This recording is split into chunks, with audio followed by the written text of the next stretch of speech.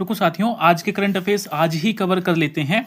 तो हमारा जो पहली न्यूज़ है आज की वो है ईपीएफ से रिलेटेड, यानी कि सरकार ने जो ईपीएफ के यानी कि एम्प्लॉयज प्रोविडेंट फंड के जो 1952 के पुराने रूल्स थे उनको चेंज कर दिया है। किससे चेंज किया है? ईपीएफ स्कीम 2026 से।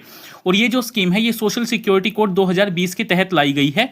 इस स्कीम के अंतर्गत क्या मिलेगा हमें? इस स्कीम के अंतर्गत देखिए, आप अपनी बीमारी के बाद पूरी 12 मंथ की मेंबरशिप के बाद भी 100% तक बैलेंस विड्रॉ कर सकते हैं। अब नया रूल ये बना है। दूसरी न्यूज निकल कर आती है यूनिकॉर्न एंटीना, यानी कि भारत और जापान के डिफेंस पैक्ट से रिलेटेड के 16वीं समिट जो इंडिया और जापान की 16वीं समिट के बाद जो जापान और इंडिया ने साइन किया है बचे हुए एस्पेक्ट्स को, किसके? यूनिकॉर्न के। और ये जो है भारत का पहला फर्स्ट डिफेंस टेक्नोलॉजी को डेवलपमेंट प्रोजेक्ट है जापान के साथ।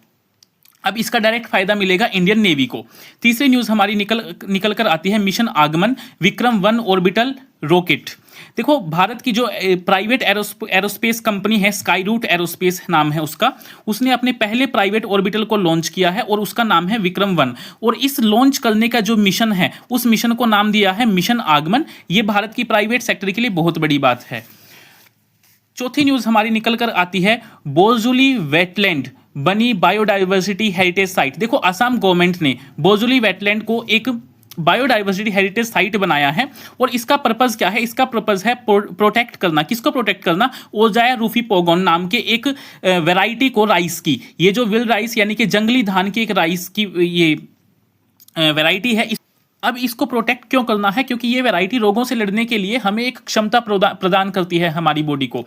पांचवी जो हमारी न्यूज निकल कर आती है वो है नेशनल क्रैश गाइडलाइंस अपडेट। इसमें क्या हुआ है कि हाल ही में बेंगलुरु में जो डे केयर में हुई बदसलूकी के बाद, यानी कि डे केयर में एक बच्चों के साथ बदसलूकी हुई है, उनको मशीन में घुमाते हुए दिखाया गया है और उनको टॉयलेट की तरफ फेंकते हुए दिखाया गया। तो बदसलूकी के बाद सेंट्रल गवर्नमेंट ने देश की क्रैश यानी कि डे केयर गाइडलाइंस को स्ट्रिक्ट कर दिया है। अब जिस भी इस्टेब्लिशमेंट में 50 या उससे ज्यादा वर्कर्स होंगे, कितने?